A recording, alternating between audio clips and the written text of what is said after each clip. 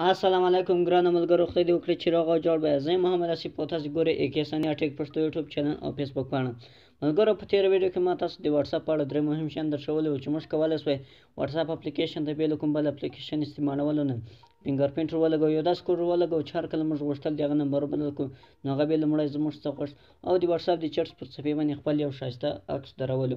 او ملګرو، په نننۍ ویډیو کې چې زه کوم درې شیان تاسو د واتساپ په اړه درښیم هغه ملګرو بیخي ډېر نوي دي او شاید تر اوسه پورې به تاسو ته چا درښولي هم نه وي او تاسو ته معلوم هم نه وي.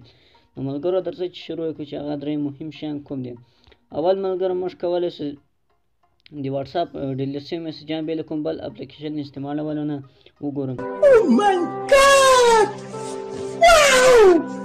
د هغه لپاره به په دا هوم سکرین باندې کلیک وکړئ.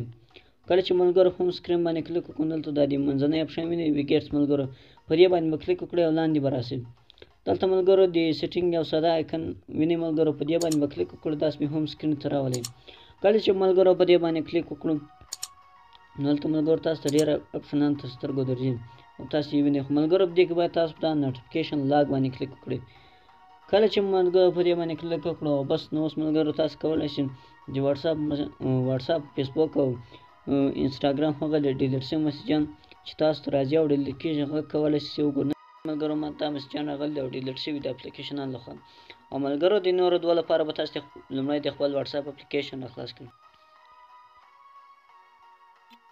نو ملګرو، تاسو په زما نه ډېر ښه پوهېږئ چې کله موږ په واتساپ کې عکسونه لټوو نو د هغوی کیفیت بیخي ډېر خرابېږي. نو دې لپاره واتساپ خپل نوي ورژن کې یو نوی اپشن اضافه کړی د حل لاره یې په هغه کې راوړې.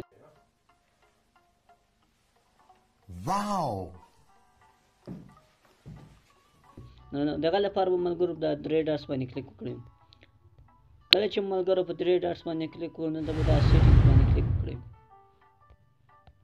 کله چې ملګرو په سیټینګ باندې کلیک وکړو د فایل خو دا اپشن وینئ ملګرو، سټوریج اینډ ډیټا، په دې باندې به کلیک وکړو. دلته وینئ لاندې تاسو ته ملګرو یو نوی اپشن اضافه شوی چې تاسو واتساپ اپډیټ کړی نه وي نو تاسو یې وګورئ ملګرو. دا اپشن نشته کې میډیا اپلوډ کوالټي او فوټو اپلوډ کوالټي. دا اپشن ملګرو په دا زړو واتساپو اپلیکیشن چې تاسو سره ده په دې کې نشته. نو لومړی دا اپډیټ کې بیا تاسو راځي.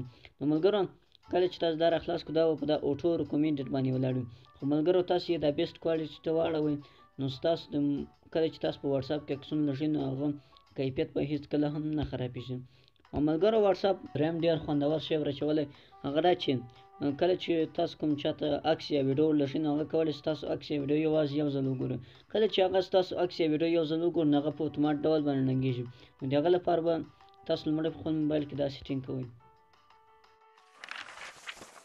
ملګرو، اډ کیپشن د دې له څنګه دا یو وینئ ملګرو، کله چې ویډیو سیټ ټو V1 ملګرو واتساپ دې ته د V1 په نامه یو ټایټل یا عنوان ورکړی.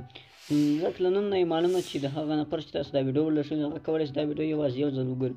کله چې ملګرو واتساپ هغه نفر چې تاسو دا ویډیو ولټوئ هغه دا ویډیو یو ځل وګوري نو هغه په اتومات ډول باندې ړنګېږي.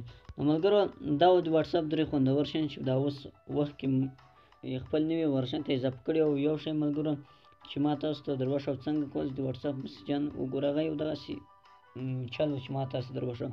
ملګرو، دا وه زموږ ویډیو، خدای دې وکړي چې خوښې وړ مو ګرځېدلې. د نورو داسې ښایسته ویډیوګانو لپاره زموږ د یوټیوب چینل سبسکرایب او کوم ملګري چې دا ویډیو د فیسبوک پر پیج باندې ګوري نو ورسره فالو یې کړئ او د نورو ملګرو سره یې شیر کړئ تر څو هغوی هم ګټه ترې واخلي. هر چیرې چې یاست اباد او خوشحاله اوسئ. Thanks for watching.